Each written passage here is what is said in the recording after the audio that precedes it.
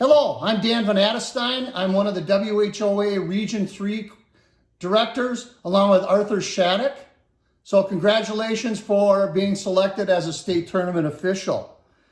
Most of what I'm going to be talking about today is on the email you got. So please refer back to my attachments. Everything on there is what I'm going to talk about. It's a good idea if you wanted to print some of those things to print them, or if you wanted to make sure you save them on your phone somehow. So if you need to get to them, you can get to them maybe before a game and stuff like that. So our tournaments this year, coming up March 6th and 7th, we have squirt tournament with different levels at each site: Appleton, Sheboygan, Marinette, and we have a bantam tournament being played at Cornerstone. And the next week after is a Pee Wee tournament in Fox Valley. Now these tournaments are governed by WAHA, and we have 2 Region 3 WAHA directors that are going to be at these sites, Andy and Becky. Along with Andy and Becky, each site has a tournament director. And these tournament directors have Andy and Becky on speed dial. So if the directors aren't there, the tournament director can get a hold of them very easily. So if you have a problem or an issue or whatever, especially during a game, get the tournament director down on the scores table. Have one of the minor officials, off-ice officials, go up there and you get the tournament directors. So I want to highlight some of the things that's going to help us be successful at our state tournament. Make sure you brush up on all the hockey rules. If there's any rule that you're not quite sure of, make sure you look it up. And bantam referees, make sure you do the stick on puck standard. It's important that you do that standard. Now you should be getting ready for your game a couple days before, like maybe get your equipment ready. How about some new laces? Maybe a new whistle. Every year I would always get a new whistle when it's tournament time, because whistles do wear out. Now in this day and age, maybe you'd want to get new batteries for your electronic whistle. So put new batteries in there. Maybe clean your referee pants and sweater. Clean your skates. Maybe that on the white blade holder part, you could put a little comment on there and clean off the puck marks off of there. And maybe you can even polish your skates. So make sure you follow all the protocols that you've been doing all along in regard to COVID for getting dressed. I myself, I would have put some referee equipment on at home, and I would go to the rink. And if you don't dress for the game like that, you can't wear jeans or sweatpants. It has to be business casual. All right, we got to look the part, and we got to look professional. Have respect for everybody in the referee room. Make sure you social distance. And also, if any of you referees have had the Safe Sport training, you know what it's all about. So make sure you practice the training that you got with Safe Sport. The other thing, you have to be at the rink 45 minutes before the game. And you have to be ready to hit the ice 15 minutes before the game. And the reason being is because if we get ahead in a tournament, time-wise, it's best to keep going and keep it going and stay ahead of time. You could run into an overtime where we have a shootout, a couple of overtimes, and then we have a shootout, and that slows everything down. You don't want to be the last officials working that game and be reffing a couple hours later than you're supposed to. So it's important that the officials that start out the day, stick to it. And you have to be aware when you're coming to the rink that we're going to be doing ice every other period.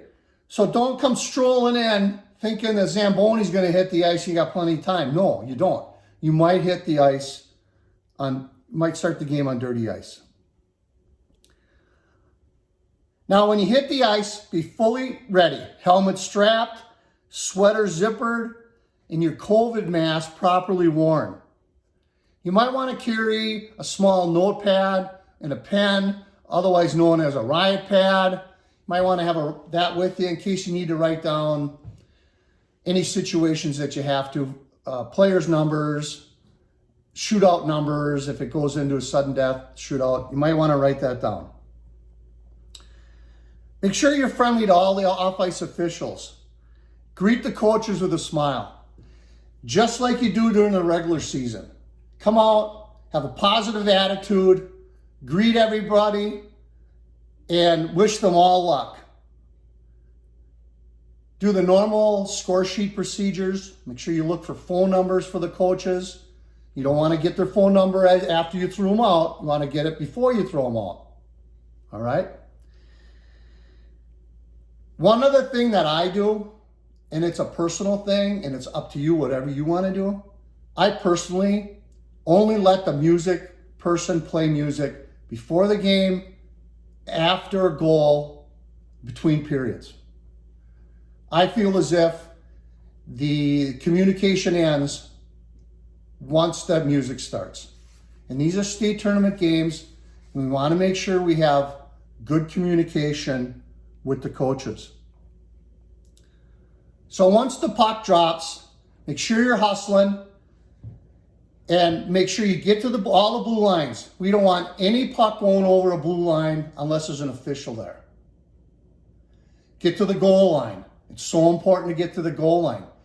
Get to home base. If the puck's out in front of the net, there's a lot of pressure. Make sure you're right there. Also, when the puck is going to leave the zone, and we all know those cues, you got to make sure you get out of the zone, get up to the ice. Because your partner could be leaving, and the puck could turn around and come back across the blue line, and neither one are on the blue line. Call offsides. Also, make sure you're calling penalties. You have to call penalties. Coaches want you to call penalties. The players want you to call penalties. The fans, we have to keep the game fair. There's two ways to officiate. One is with courage and one is with hope. And the difference between the two is courage is you're confident, you know the rules, you know what to call, and you're not afraid to make the call. Hope is you go out there and you referee, you don't call anything, and you hope everything turns out. All right. Don't referee by hope. Referee with courage. Also, make sure you have your signals. Nonverbal communication is so important. Make sure they're crisp. Make sure you do them when you call a penalty, when you're assessing penalties, and also make sure you're standing in front of the scores table and you're giving the same signal again, because now you're talking to the fans. Okay. Signals. Communicate with the benches also too. Let's say, for example, a goal gets waved off. Well, you're supposed to go and tell the scorekeeper why it was waved off. And then now's your chance to talk to the coach. Because there's nothing more frustrating for a coach to not understand what's going on out there and not have a referee come up and explain it to him. If you don't explain it to him, this frustration grows with the bench. So communicate with them. Doesn't have to be a long conversation. You just have to let them know what's going on. Speaking of benches, make sure you use Rule 601 of abusive officials. Now remember, here's the criteria. If a coach is yelling at you, now granted, we're going to get coaches talking to us, but we're not going to take that personal. Coaches make comments, talk to you, don't take it personal. But if they're ranting and raving at you, the first thing they do is they get a bench penalty. Now, hopefully, your partner comes in and he helps you. I call that good cop, bad cop. All right? Right now, you're the bad cop. You just benched them. Now you want the good cop to come in and talk to the coach, get the player in the bench. All right? So, give the bench, report it. Now, if this coach continues on, it's a game misconduct. You report that, the coach has to leave. Now, If he doesn't carry on after the bench, and let's say the next period he's ranting and raving on something, you got to bench him again. Can't go right to a game. It's got to be the same instance. So after a game, if a coach is ranting and raving after a game, same thing. You got to bench him. Now the music might be playing or whatever, and there's a lot going on. And so you could just simply give him an unsportsmanlike signal. Just let him know he's got a bench. He might not think anything about it. He might think you're not going to go any further than that. But if he continues on with the ranting and raving, then you go to the game misconduct. So that's how you handle that. And at the end of the game, make sure you carefully review the score sheet before you sign it. Okay, now you can't change any calls after you've dropped the puck. So let's say you've called a minor and you think, oh, it should have been a major. Okay. You can't do that anymore. Once you drop the puck, that's the call. So what you do with the score sheet, though, at the end of the game is you make sure that the scorekeeper has filled everything out correctly. If you gave a game misconduct, it's got to say it on there, game misconduct. If you've given a match penalty, it's got to say match. Go over that. Now, if you've had a game where it's been a gong show, take that score sheet, go to the referee's room, and put down the right verbiage. There's no rush to do it right there at the scores table. Bring it into the scores table. Ask that scorekeeper to stick around. If they don't stick around, just give it to the tournament director. Coaches are going to be waiting too. Okay. Now I'm going to go over my handouts here, that's part of your email. Squirt tournaments, 12-minute periods, 8-minute overtimes. All the overtimes are 8 minutes. Minor penalty in squirts is 1.5 minutes. Major is a 3. Misconduct's a 6. Pee Wee Bantams, normal, 2, 5, and 10. Okay. Each game will have a 5-minute warm-up and a 3-minute intermission. So have the timekeeper put 3 minutes up there. If ice is going to be resurfaced, then there's a 12-minute intermission. And have the timekeeper put that on there too. So just as you leave the ice, start the clock. Try to abide by that 12 minutes. Don't let one team who is anxious to get out there at 8 minutes get you to start the game. Now, if the other team's anxious to start the game, okay. But one of the advantages of the 12 minutes on the clock is the Zamboni's going to come out there and it's going to be wet. We don't warm up to start a period. All we do is skate around. We can skate around. WIA, they make them go right to the bench. Well, you don't have to go right to the bench in USA Hockey. You can skate around. So what I'm getting at is that ice might not dry.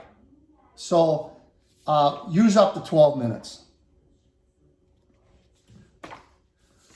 Also for the game, if there's a 6-goal lead, then it's running time. Anytime it's less than 6, then it's stop time again.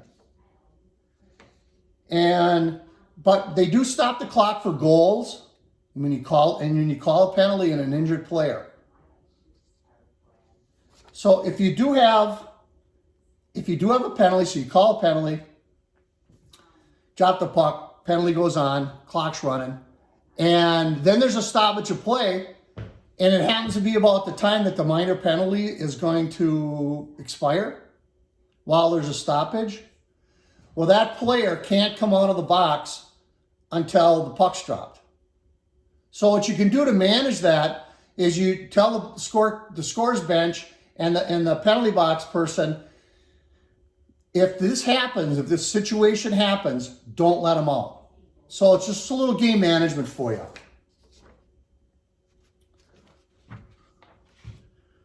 Okay, so let's talk about overtime.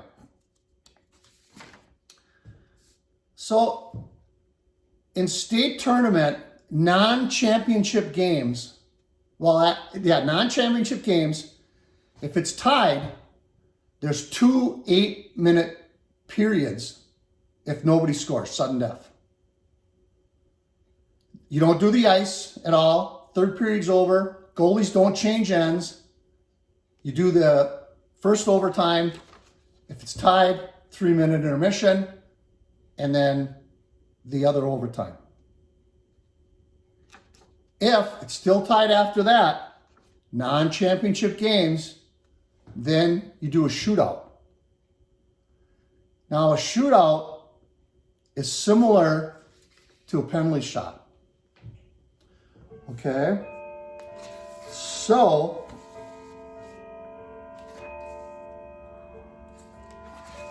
penalty shot, and that's on my attachments. First thing you do is you talk one referee down on the goal line by the goalie, the other one up by the shooter. And when the referee's talking to the shooter, here's what you got to tell him. You got to tell him, as soon as you touch that puck, well, the referee down below is going to blow the whistle. As soon as they touch that puck, you got to keep going forward. You can't have the puck go backwards. You can't do looping around. That's after you touch the puck. Now, if that player wanted to skate around their goal, come up and then touch the puck, that's fine. Okay, so touches the puck, he's got to go forward, attempt to make the shot. The referee down on the goal line, you should cue the shooter. So if the shooter if he's right-handed, all right, you want to be on the left side of the goalie because it just might be a foreshot. So that's your best spot. So here's what you tell the goalie. You tell the goalie, I'm going to blow the whistle. Don't leave the crease. You can't leave the crease until the shooter touches the puck. If he leaves the crease before, and I've seen it happen, I had to make that call. If you blow the whistle and he leaves the crease, just let it go. Let the penalty shot go. If the penalty shot is made, they score, it's a goal. If they don't score, it's a redo. All right? So this is definitely going to be one of the communication things you're going to have to tell coach. Tell him I clearly explained to the goalie, he's got to stay in the crease till the shooter touches the puck. He didn't. He missed. The player missed. We're having another shootout.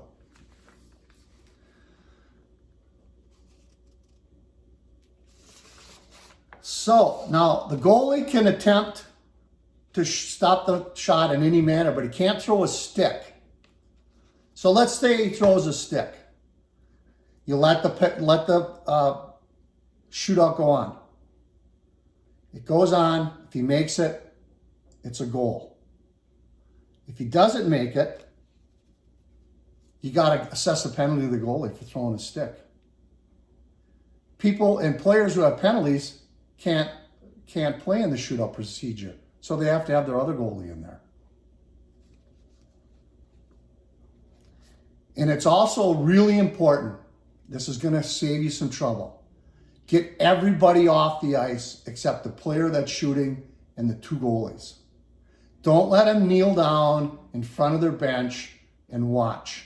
They have to be off the ice.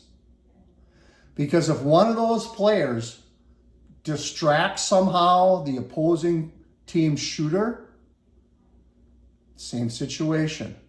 If he makes the goal, it's a goal. If he doesn't, it's a redo. And then that player gets a misconduct. Again, anybody who's penalized can't be in the shootout. Now, it says in the rule book, it can't be scored off a rebound.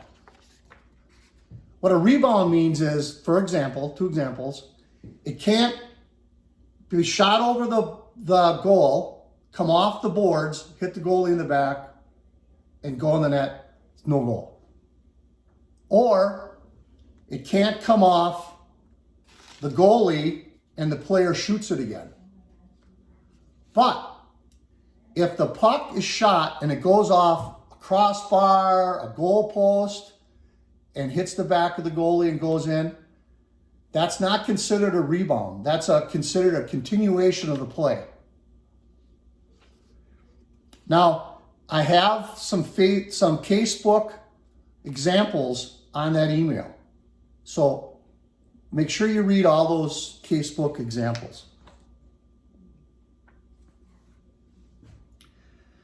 Now, for the championship game. Championship game, there's no shootouts.